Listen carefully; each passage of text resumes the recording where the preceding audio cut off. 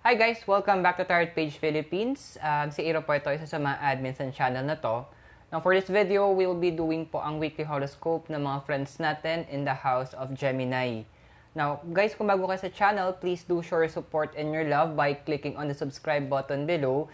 And i-click nyo rin po yung bell notification para pag naglabas po tayo ng bagong videos or meron po tayong live reading updates, magkakaroon po kayong update mula po sa system.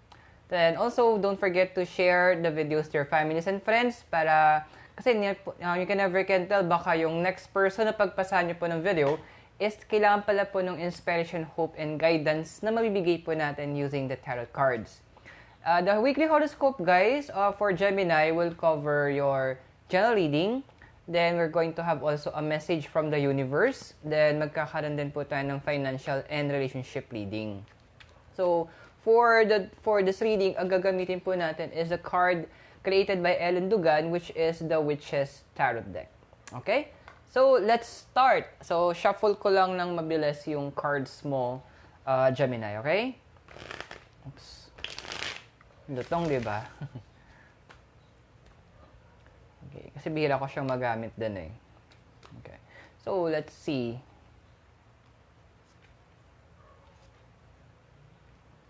Okay. So, Gemini, here are the cards na nakuha natin para sa'yo for your general reading. We have here, yung una po is yung the card of the Temperance. Then, kasunod niya po yung card of the High Priestess. At yung last po niya is the Two of Swords. So, let's give some general meaning tungkol po dito. So, when we say in basic numerology number 2, that is the number of partnership, balance, and also cooperation. So, it's also the number of union. Now, swords naman, air siya. So, it talks about the mind and the intellect. Now, yung dalawang other cards, the Temperance and the High Priestess, kasama sila sa tinatawag natin na major arcana. Now, the card of the Temperance, it talks about general meaning sila, or general meaning niya, to be exact, is about metamorphosis or alchemy.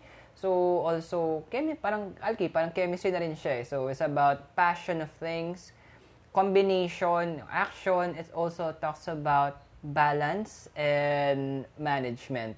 Now, the High Priestess naman, yung general meaning sa under sa kanya, is about yung correct way. So, it also talks about balance. It also talks about bringing change, purity, exaltation, and graciousness. But, what is the reading na meron tayo for your general reading, Gemini? So, Gemini, as lately, may mga struggles ka within sa mind mo. Kumbaga, conflict of knowledge, kung pwede nating hanapan siya ng tamang term. So, yung alam mo versus sa nakukuha mong info is hindi siya nagja-jive. Hindi mo makita yung connection, hindi mo siya mabalance, then nasi-shake din yung mga pinaniniwalaan mo na this is the reality, ito yung totoo, versus sa nakukuha mong bagong reality na bagong totoo. There is this distinction na parang, andun yung point na hindi mo, kumbaga nagkakaroon ka ng double standard, nagkakaroon ka ng double-minded na, ano bang kailangan kong paniwalaan? Sino ba yung dapat kong pakinggan? So, there is this distinction na ultimo yung part mo of trusting your emotions actually and trusting your instinct, medyo sumasablay siya or sasablay siya actually. It's something that you're having issues with. So, how can you pursue what is the truth? Paano malaman talaga yung totoo? Kasi this goes actually in a lot of things under sa house of Gemini. One of them is about friendship and about relationships. Kumbaga, it's about relationships eh. Hindi mo alam kanino ka maniniwala. Maniniwala ka ba dun sa tao nagsabi sa'yo? Or maniniwala ka dun sa mga narinig mo at mga nakita mo? Medyo, both of them, pwedeng totoo. Isa sa kanila is pwedeng totoo. So, andun ka sa point na, ano ba talaga yung papakinggan ko? This is how the card is telling you what to do. Ito yung advice ng card if you will be pursuing it. Since hindi mo kayang paniwalaan or i-trust ngayon yung emotions mo, nor kaya mong bigyan ng pakinggan din yung mga instincts mo, this is the time for you to first, may tinatawag tayo, may term dun retreat. You should have a mental retreat and an emotional retreat. Ikaw mismo ang umalam. Kumbaga parang you base it because iba air element ka naman sa Gemini You're very good in investigating. So, step back, relax, rethink. Re-evaluate, review everything. Lahat na may ulitin mo siya. Then, double check it.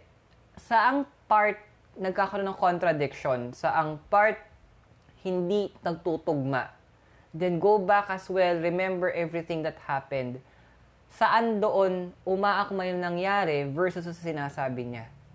So be sure that you have a full 360 degrees view ng mga nangyayari. This will help you in determining kung ano yung dapat mong paniwalaan. Hindi to karera, Gemini, para magmadali ka. Para alamin na, dapat ito, kampiyan ko to, dapat within this day, ito yung paniwalaan ko. No. It's not a race. Take your time. Because yung ikaw magtitip ng balance kung saan dapat, and your decision will actually affect a lot of people. Actually, this goes to a very particular group of individuals, specifically yung mga nandun na sa isang relasyon, kung saan yung alam mo, yung mga nalaman mo, versus sa sinasabi nung partner mo, is hindi siya nagtutugma. So, it's high time that you first quiet muna, then do your own review. Alamin mo yung totoo. Kumbaga, yung tawag nilang read between the lines. Ano yung mga changes, yung mga small changes na nangyari during that course ng relationship nyo in the last 2 days, the last 1 week, last month. Backtrack mo siya lahat. Then from there, review what has happened at i-balance mo kung saan ang magiging decision mo. Because your decision, Gemini, will greatly affect hindi lang ikaw, kundi pati yung mga tao sa paligid mo. And this type of relationship, hindi lang siya for romantic. Pumapasok din dito about business relationship, even in family relationship. Be sure na alam mo kung saan ka lulugar. Alam mo din kung ano yung papakinggan mo at paniniwalaan mo. Your decision this week is very important na hindi natin pwedeng iwan siya sa bahala na. So, paganahin mo yung pagiging air elemental mo, Gemini, and this time, use the coconut. Okay? So, I hope nakatulong yung general reading natin para sa'yo. Now, Gemini, let's get a message from the universe. And the message of the universe is under the Knight of Wands. Now, the universe, the Knight kasi, is a younger male energy siya ng element na nirepresent niya, which is in this case naman, is the element of yung Wands, which is yung fire. So, it's about passions and about energy. So, what can we read with regards naman sa message, ano yung message ng universe para sa'yo? It's time to move forward. This is a different approach for you, Gemini. Pero it's time for you to move forward. Gemini, ang dami mong plans. Ang dami mong gustong gawin in the near future. Some of you are planning to move out to a different location eventually. Meron naman na nagpa-plan na parang you want to pursue a different path of career. Yung iba naman sa inyo, you're planning to open yourself up to a possible relationship. What's keeping you from doing it? Not because hindi mo alam yung gagawin mo, but because of fear. Your fear to follow what is in your heart. Kasi ginawa mo na siya dati and ilang beses ka nagkamali. Especially when it comes to relationship, you're always asking, bakit ba karamihan na nakikilala ko hindi matino? Yun na lang yung term natin. Then, yung nire-reject ko o nilalagpasan ko, malaman-laman ko yung pala matino. It's because of your fear. Your fear that it will happen again. Yung fear mo na nasaktan ka, hindi ka nag-release pa ng forgiveness sa sarili mo. And yung tiwala mo din sa sarili mo should be re-establish. Puro kare. Re-establish sa sarili mo. Yung pursue mong yung kailangan mong maibalik. Yung yung dating Gemini on that part, kailangan ma-revive mo siya. Ayun naman sa Re. So, you need to make sure that the universe wants you to relearn how to retrust yourself, how to have that connection as well with yourself na hindi ka mag-aalinlangan sa magiging decision mo, na hindi ka matatakot to take a risk, to pursue. Kasi, wala na yung pains. Yung kailangan mong harapin, those pains that's causing the fear for you to move forward, for you to dive in dun sa pino-offer ulit ng universe sa'yo. The fear of rejection, because kapag nag-offer ka ng something or to someone or something na hindi siya tatanggapin, the fear of being judged. Although hindi mo siya pinapahalata, but something that deep inside that you're struggling with. So, kailangan mo siyang harapin one by one. And the hardest part lagi ng paggawa nito is yung una, the first one, the initial decision. Then, you need to find the courage. How do you find the courage? Yun yung hanapin mong nasa heart mo. What's in your heart? Then, that will be the one where you can get your courage from. I hope nakatulong yung message ng universe din sa'yo, Gemini. So, this time, let's go ahead and reshuffle the cards for you. And we're going to get some reading para naman sa financial mo. Okay? Okay, shuffle lang natin siya mabilis. Gusto ko yung tunog ng cards kapag malutong. Iba. Tutuwa lang ako. Share ko lang. Okay. So this is what we have here for you, for your cards, para sa financial reading mo, Gemini. So, meron tayo dito is yung 2 of Wands. 2 nga ba to? Oo, iba yan. 2 of Wands. Tapos, kasunod niya is yung 10 of Swords. And yung huli is the High Priestess. Okay, so bigyan natin siyang mabilisang general meaning din. So, pag sinabi nating 2, that's the number of partnership, and 10, it's the end of the cycle or the start of a new cycle. Habang yung ones, so apo yun, passions and energies, tapos yung swords, it's about air, so about the mind and the intellect, or tungkol sa karunungan. Habang yung high priestess naman, one of the major arcana, so it talks about yung subconscious mind. So, what is yung reading natin para sa'yo, Gemini, in terms of your finances? Pursuing your passion. Yes, you may pursue the passion. Kadugtong actually siya ng message ng universe. Pursue the passion, but this time, pursue it with somebody na kasing level mo ng passion. Or better yet, somebody na mas malakas yung passion. Yung malakas yung driving force. Kasi, one of the things na naging common sa'yo lately, Gemini, is that when you get discouraged, kapag nasiraan ka ng loob, medyo hindi siya bigla ang bumabagsak ka, pero dahang-dahan na bumababa yung kumpiyansa mo sa sarili mo, bumababa yung tiwala mo sa sarili mo, na hindi mo siya napapansin. Kumbaga parang ganito siya, may experiment yung palaka nilagay siya sa isang tubig na dahan-dahan, pinapainit, nag-a-adjust yung palaka. Eventually, ayun, alam niyo na, namatay na yung palaka. So, same thing with on your end.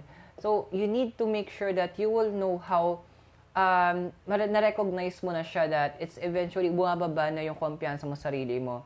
Then, it's time right now for you to ask for help.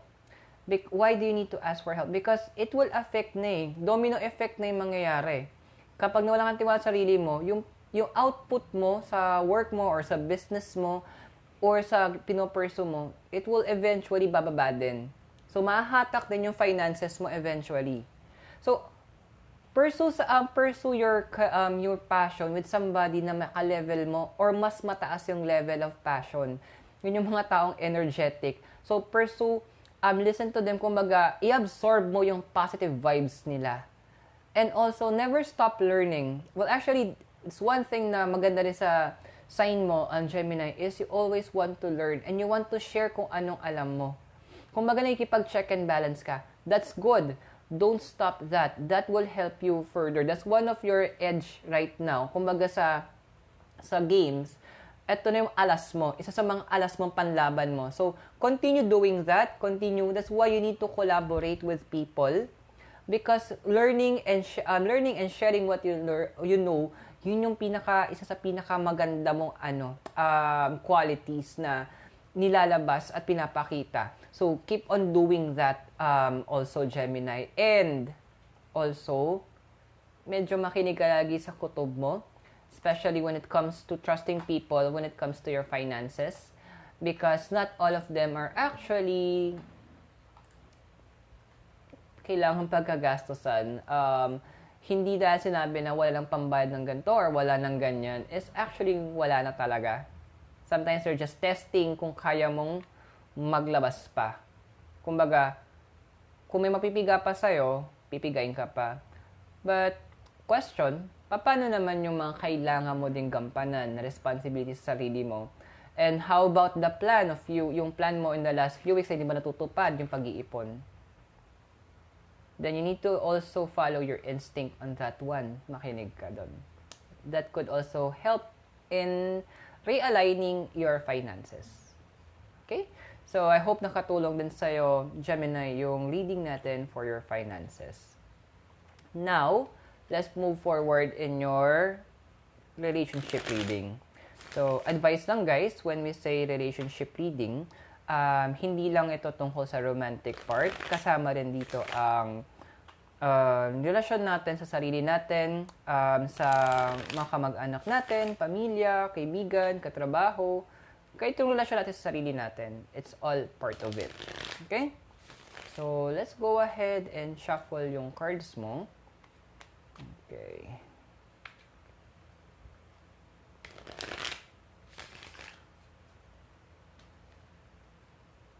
Kuha tayo ng cards. Ayan. Okay. So, for your relationship reading, ito yung mga nakuha natin. So, we have here the Four of Pentacles. Sorry And card of the Moon. And the card of the Chariot. Okay, so Gemini, quick general meaning lang tayo. So, number 4 is about leadership and order. Pentacles, Earth, lahat ng physical. Now, pag sinabi din naman natin na yung dalawa, which is the Moon and the Chariot, pareho silang tinatawag natin major arcana. Now, ang Moon, it symbolizes phases of emotions or changes. It also sometimes madness. Ayan. And also, sometimes, isa sa mga general meanings ng card of the Moon also is magic and fantasy.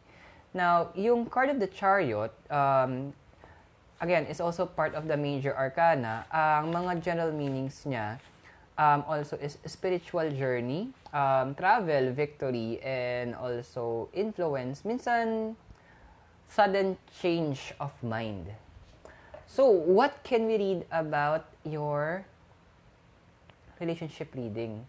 Okay, so for your relationship reading, you would love to venture actually in understanding more on your spiritual aspect. So, let's go back to basic psychology, di ba? Sa gawaan, kung tama yung nalala ko, sabi, we are a tri-person, so meron tayong body, may soul, and may spirit. So, ito yung physical body natin, then yung soul, yun yung emotions natin, yung spirit natin is yung mismong who we are, yung higher self natin, the inner self natin.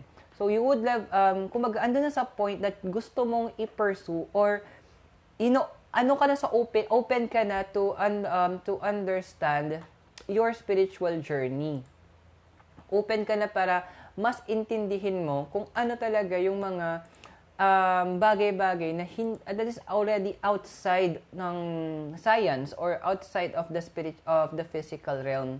So this is a moment na you need to let your spirit as well mabigyan mo siya ng enough time and enough effort. Why? Because medyo nawiwirdohan ka na rin eh. Some of you in the House of Aquarius, meron na kayong mga tipong, alam ba, mga categories, yung mga tipong deja vu, yung mga tipong parang nangyari na to. Or you will have very clear dreams na pagising mo, iba usually ang dreams, bubura naman siya agad sa isip. Pero pagising mo, naalala mo pa rin siya na every detail is nakukuha mo pa rin. Hindi man 100% of the details, pero 90% ng details alam mo. Or there are moments as well na regular mo na siyang ginagawa, pero no, you would stop doing it kasi alam mo may mali. Or you would suddenly freak out na parang, alam mo yung mangyayari and you are able to stop it from happening. So actually, that's your intuition. It's your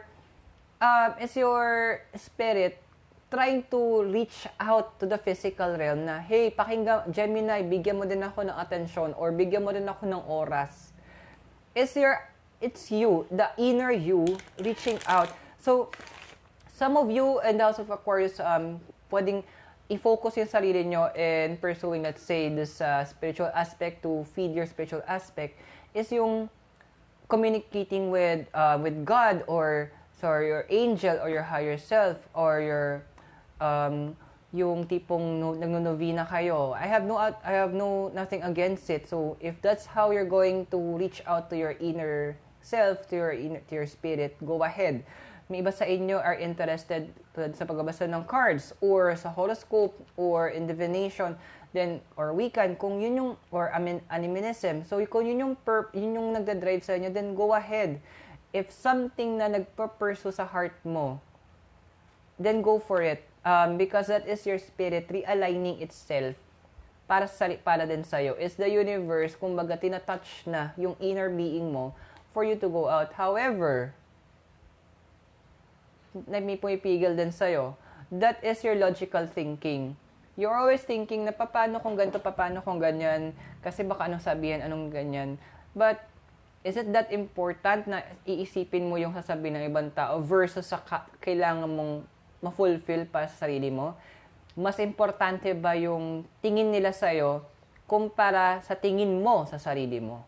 Which is more important for you?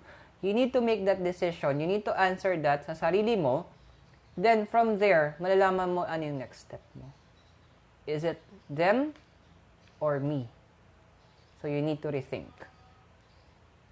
So, I hope nakatulong din yung reading natin sa'yo for your relationship. So, I guess that's it. Thank you so much for watching Tarot Page Philippines. Again, my name is Aira. Don't forget to click the subscribe and bell notification sa baba.